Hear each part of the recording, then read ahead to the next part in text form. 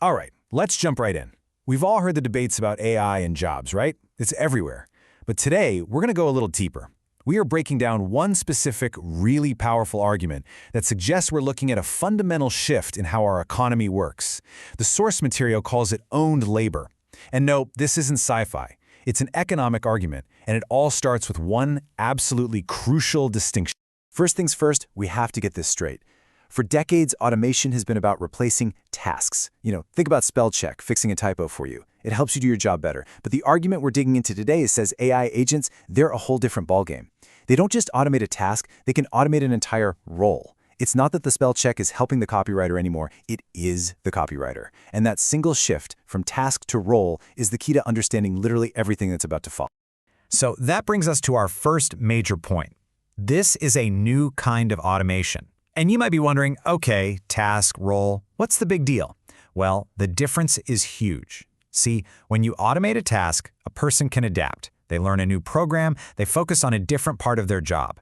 But when an AI automates an entire role, that job doesn't just change. Poof, it's gone. The economic shockwave from that, as we're about to see, is on a completely different level. Okay, so if this technology is so disruptive, why would companies be racing to adopt it? And that brings us right to Section 2, the scalability engine. We're going to look at the powerful, almost irresistible reasons that are pushing businesses to make this switch from human workers to AI agents. I mean, this slide just lays out the raw business case, and it's pretty stark. A human works, 8 hours a day? An AI agent is on 24/7. Never sleeps, never takes a lunch break. You want to scale up? With a person, you have to hire, train, pay benefits. It's a whole process. With an AI agent, you just copy it for virtually zero cost. And it delivers perfectly consistent results every single time. From a purely bottom-line perspective, the choice becomes, almost inevitable. And this is the logical next step, isn't it? When you're faced with that comparison, the incentive for any business is crystal clear. Replace human labor with AI agents wherever you possibly can. The source material frames this not as some kind of moral decision, but as a straightforward economic one. It's just about efficiency and the insane power of scalability. So this, of course, brings us to the impact on actual people. Section 3, the middle-class squeeze. There's this common idea that automation is something that mainly affects low-scale manual labor, right? Factory jobs and so on. But the model we're looking at today argues that AI agents are aimed squarely at the heart of the modern professional class. So let's get specific. Let's name names. Whose jobs are we actually talking about here?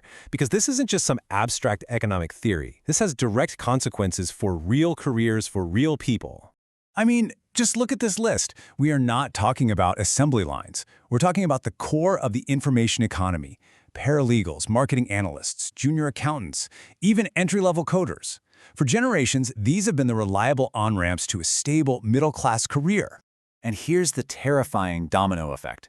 When those entry-level roles get automated away, the entire career ladder just breaks. How do you become a senior accountant if there are no junior accountant jobs to get your start? How do you ever get the experience to get promoted? By automating the bottom rungs, you accidentally remove the path to the top. The whole system of upward mobility starts to collapse. Now, all of this is leading up to the intellectual core of the entire argument. In Section 4, we're going to explore this idea called capital not labor. This isn't just about jobs disappearing anymore. It's about a fundamental rewrite of how we create value. And this is the important part: who gets to own it? And here it is, the key definition, owned labor. So what does that mean? The argument is that an AI agent isn't like an employee. It's like a piece of equipment. It's a tool, like a robot on an assembly line or a software license. In economic terms, it's capital. And because it's capital, the value it creates doesn't go to a worker as a wage. It goes directly and entirely to the owner of that capital.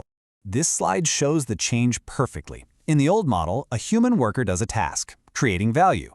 They get paid a wage, which is part of that value, and the owner captures the rest, the surplus profit. Simple enough.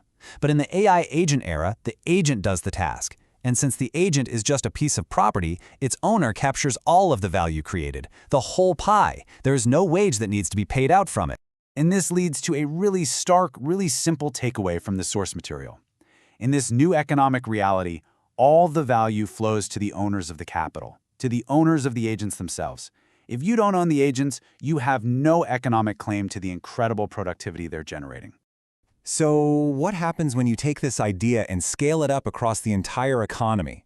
Well, that's our final section, the Great Consolidation.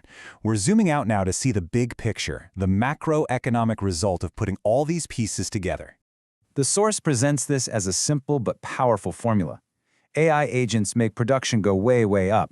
Awesome. But because they replace human jobs and weaken workers' bargaining power, overall wages either stagnate or go down. And when production is soaring, but wages are falling, labor's share of the total economic pie has to, mathematically, shrink. And this brings us to a really key quote from the source material. The whole argument is that this shift isn't about politics or ideology. It's presented as this neutral mechanical process, kind of like a law of economic physics. You put in certain inputs, and you get a predictable output. And this dynamic naturally creates a winner-take-all effect. A company with 1,000 AI agents and just a handful of human supervisors can absolutely crush a competitor with 100 human employees. So capital and power just start to consolidate. It flows to the big companies that can afford the massive computing power, that own the huge data sets, and that build and own these fleets of AI agents.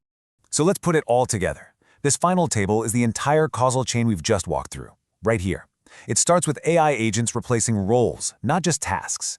That leads to fewer humans being employed. Because those agents are considered capital, their owners get to capture all the productivity gains. This wipes out entry-level jobs, which in turn breaks the career path to the middle class. And the final result? Productivity skyrockets while wages flatline, and labor's share of the entire economy shrinks. Each step is a direct result of the one before. So, we end on this thought. The source material we've explored today describes this massive shift not as a choice we're making, but as economic physics, a fundamental rebalancing of capital and labor, which leaves us with a final and pretty provocative question to think about. In that rebalancing, where do you stand?